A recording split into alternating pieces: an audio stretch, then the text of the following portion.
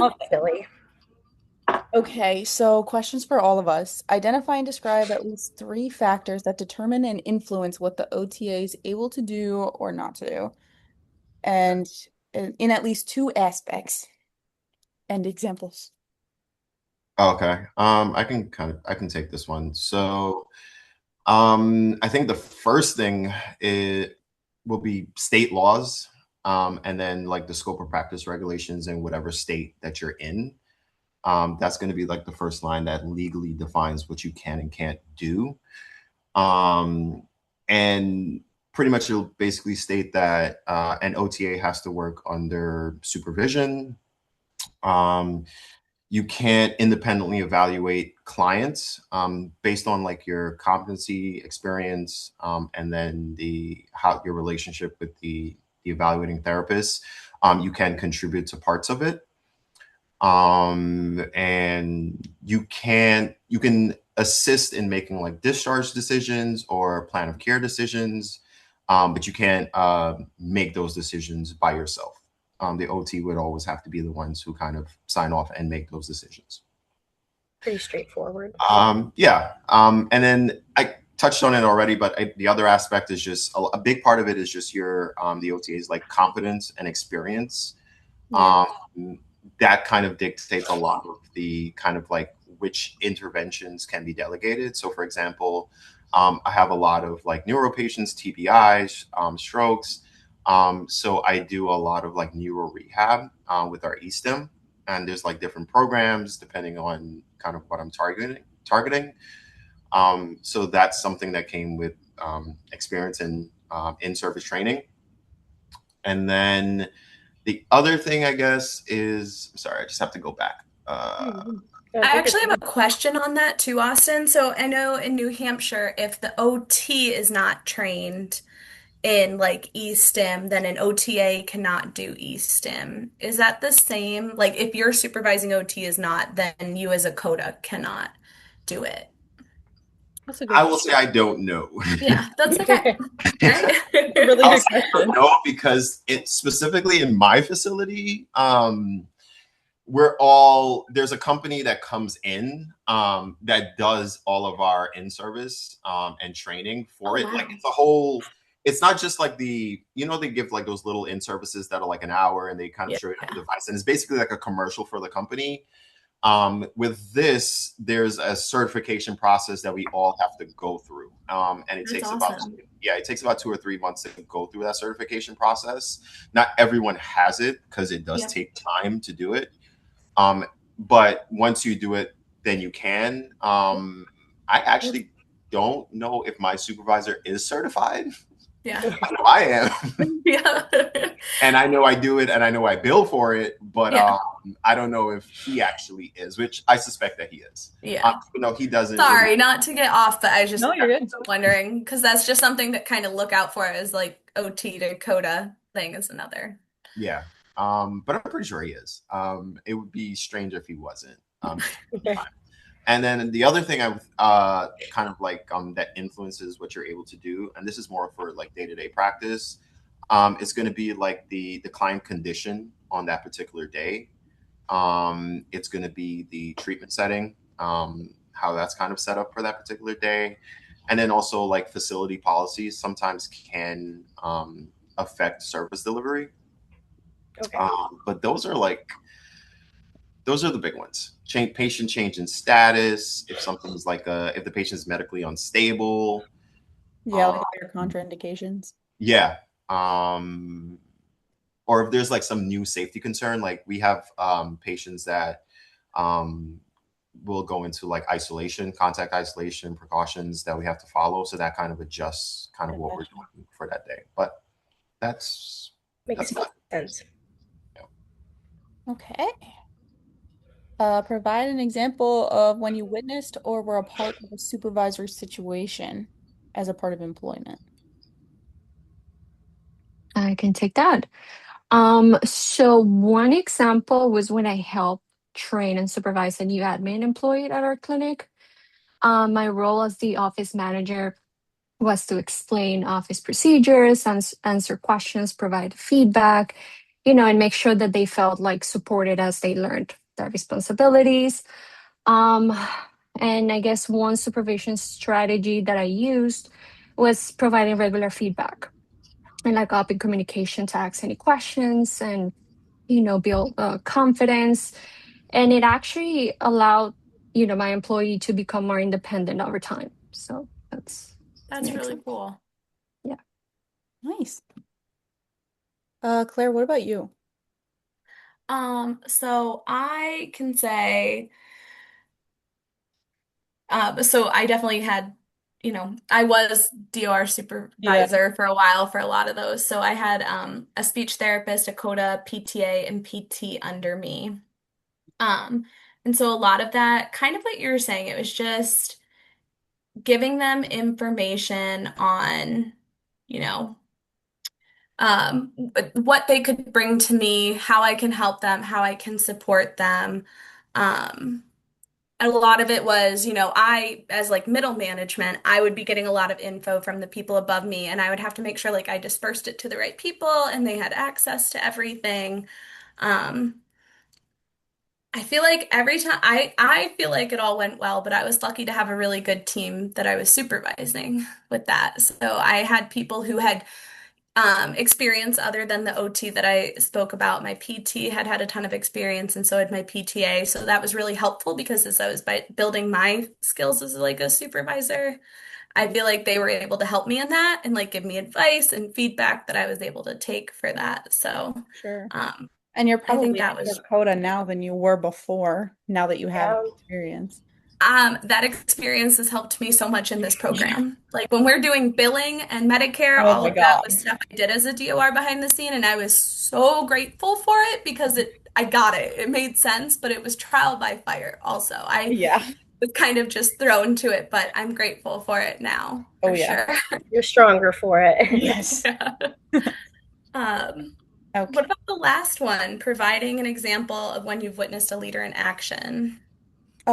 So for me, so my job that I have now, the activities assistant position, it started as an internship for me. I was finishing my undergrad in psychology, and I was freaking out because my last placement was like, sorry, we can't keep you any longer because I'm leaving. And I was like, this is Oh my great. gosh.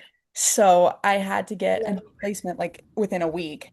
So thank God that like they took me in. And so the way that she kind of trained me, she just kind of let me do like what was on the schedule. She just like kind of let me go. And then she gave me feedback afterwards. So she was kind of taking on like this analyzer leadership style where she would just like look at what I'm doing, compare it to what she's already seen and what she knows works. And she just kind of gave me feedback after that. And then she kind of showed me the ropes after she knew like where I was at. So she kind of met me somewhere in the middle. And I mean, it Did worked you great. like that? Not at first. I hated it because I was like, I don't know these people. These are strangers. What am I doing? But at the end of the day, it really helped me because that's kind of how I would train somebody too. Now that I know that that works, I mean, I wouldn't throw them to the wolves. I'd be like, maybe try this, give them a little hint or something. But That it really, honestly, it worked though because okay. it got rid of all of my jitters immediately. And so it just works now. I'm no longer nervous to like have conversations with these people. My God. That's beautiful. I also have an example of a leadership style that I've seen outside of a work setting. For my psychosocial field work, surprisingly, I was in an adult day center, and everyone in this adult day center, and I had walked in having no idea like the specific diagnoses. I knew they were all like on a different spectrum of abilities, but I didn't really know where they all fell in that line, I guess. And they were all pretty significantly impaired along some kind of way. They all had intellectual and developmental disabilities that were pretty significant and like widespread. And I guess walking in just with like biases and not really being around this population, I immediately didn't think I would see like leadership like arise from any of them specifically. But throughout like being there over the course of a few weeks, there was one man who was just like to a T a servant leader. He like without even knowing, he was just so selfless. Like he was one of the ones that had a little more of like functional abilities when it came to like in the kitchen and like being able to prepare his own, like heat up his lunch and things like that. Like he was able to like tie his shoes and like sweep up after himself afterwards, which other members like couldn't necessarily do that. That's so And he was just like consistently like asking others if they needed help and just doing like the little things, like if someone left their like placemat on the table afterwards, like he would just swoop in and kind of get it done. And like as I like kept going on, I realized like this man was like the core of this adult day program. Like everyone kind of fell in line when he got there for the day, and they realized like almost like this is our leader, like let me follow his path. And it really was impactful. that's fantastic. Yeah, it was Yeah. the sweetest experience ever. But I like was so down on myself because I never expected, like, just with like the biases you come like not understanding like these individuals. It was just cool to see. But yeah, that's my example. And now you're That's better for really the cool. future. So sweet. It's really cool. I feel like I might have an example for that one too. Go for it. Like Let's my hear it. current DOR, I would say she's definitely like a transformational leader, and I've never had someone like her as leadership. That is Mhm. not something I ever got to experience until her. Yeah, that's really And impressive. she is just amazing. So she's really good at like encouraging staff, learning. Like she is finding, if we mention we're interested in a topic, she will go out and find like continuing education and bring it to us. Oh, And that's she's beautiful. just like That's great. really, it's like, I really love her so much. She is just like really good at making sure she supports us in like all ways. So I What just, kind of leader do you think you were when you were in that position? that's a good question. Based on Um, your personality, it sounds like you're very similar to this one. Thank you. I wish. I feel like I was more of like the charismatic, like cheerleader, like we got this, Okay. let's Yeah, go. that's a good one though. Um, I feel like that's what I did. I encourage my staff because we have to type our passwords in like easily 20 times a day. And so Oh, I encouraged them to like pick something that they wanted to like focus on for those 3 months in their well, that's a life good to idea. like add that word into their password type of thing. Very like I That's wish kind I of was sweet, almost like a little transformational, reminder. but I think I was still learning at that time. So I think I was just trying to learn myself. And I wish I had supported them more in their learning. But I think I was more like cheering people on. Let's go. Hey, We you were a got good promoter. this. It works, No, it sometimes works. that's all you need. Yeah. Oh, well, I think we hit everything, guys. Yeah. Yeah, this was a great chat. I feel like Nice. it definitely helped us understand more about like the role of codas and like what goes into Sure. that, because I feel like we haven't really learned too much about it. So this Yeah. was good for us. I Yeah. really liked learning what like all of you guys do. I'm that is so cool to me. Yeah. So I think that's really awesome. And I will definitely, Emily, be reaching out to you during Pete's because I know Oh, I would nothing. love it. And Anna Maria, I wish I'd known that because I would have reached out to you during mental health. Oh man. I just want to mention two things. I am gonna jump into like the optional additional questions because Go two of them for it. popped out to me. Oh, yeah. The first one where it's describing like logistical aspects of your typical working day, covering topics, documentation, productivity, team meetings. A lot of the skills that we kind of like develop, not just in the program, but just as students, definitely I would say take those with you. I mean, Claire, you already know I'm like a crazy organizational I love it's amazing though. nuts for organization. Um, and Whoa. for a lot of these environments, being organized is going to save you a world of headache. And I mean that from like day one. Don't, because once you get behind on something, in especially in like a skilled nursing facility setting where we have like a lot of patients that are at high caseloads and patients that are constantly turning, once you lose it for a day or two, it's really hard to kind of get back on it. So like all the skills that you have now, definitely take them with you and apply them and try to like keep yourself as organized as possible so you don't lose your head. As a Um, type B, not type A, listen to Austin because I will, by the end of the week, be everything that he said because I am not organized like him. I try to do point of service documentation. I don't know if you do that at your clinic, Austin. It sometimes it works, sometimes it doesn't for me. but they try to promote that at my facility. So that's something to maybe even like practice if you're listening to someone and like taking notes and trying to kind of do both, or like talk to a friend and like write your conversation, because that was the really hard thing as a coda to get into, is point of service, and like documenting while you're doing a session. Sounds like a lot. That It, is probably the hardest. no, I it got, definitely it comes with experience too. Like I think when you yeah, first start out, because you're not sure what's important and what's not important. So you're Yeah. just kind of thinking about absolutely everything to write down. When I started, I was like that. I was yeah, trying to write every piece of information.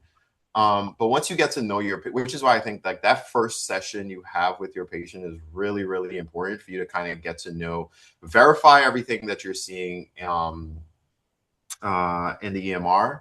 Um, Understand the patient from an OT perspective, like all the psychosocial factors about them, and then kind of why they're there. Once you have that frame of reference in your mind about the person, once you're in those sessions, it's a little bit easier to know what you need to focus on and what you don't need to. yeah. So like that's why that first session is very important. But don't freak out. It comes with time. It just comes with It time. will. Oh, thank you for saying I that. just want to touch on Thank one you. thing too, in that, sorry guys, No. productivity, don't like feel confident in advocating if you feel like your productivity is over the top crazy. I'm lucky, so I'm at an assisted living facility. It's a little different than a SNF, but I started at a SNF and it was crazy there. I mean, they expect 95 plus, depending on who you work for, it's really company specific. If it's too much, especially starting out, like advocate for that and say, hey, look, like ask for advice, ask for help on it, but don't be afraid to be like, this is too much of an expectation. I'd love to meet it, but I need some tools to do that, because some places will expect some really crazy numbers. I'm lucky right now. They're okay with me at like 87 to 90. I don't know what yours is, Austin, but It's 95. yeah. So I have a lot more of a leisurely day than Austin does. Which is why, like, again, it comes with time because I'm so used to kind of just the flow of my day now. My day Yeah. starts exactly the same way every day, which is why those routines, how you set up your day, is very important because of productivity. Like, productivity is one of the big things that kind of drives your day. So, yeah. But, That's awesome. You hit 95. Holy cow, Austin. A busy guy. Mhm. And sometimes they expect more from Coda than like OTRs, just because of like documentation and stuff too. So don't yeah. be afraid of it. Like he said, it will come in time, but it's one of those things that like don't be afraid to advocate for, because I was for sure. I can imagine. I think that's the biggest takeaway is just be confident in your abilities. Yeah. Um, we tend to know a lot more than we think we do, especially when we're first starting out something. So it's just be confident. You know your stuff, and it's just a matter of just doing it. Yeah. Yeah. All the other stuff comes with time. So we'll be fine. We'll all be Thank fine. You guys are you. all gonna be Thank fine. you. For Yes, sure. thank you, We'll be guys. okay. Well, thanks, Well, guys.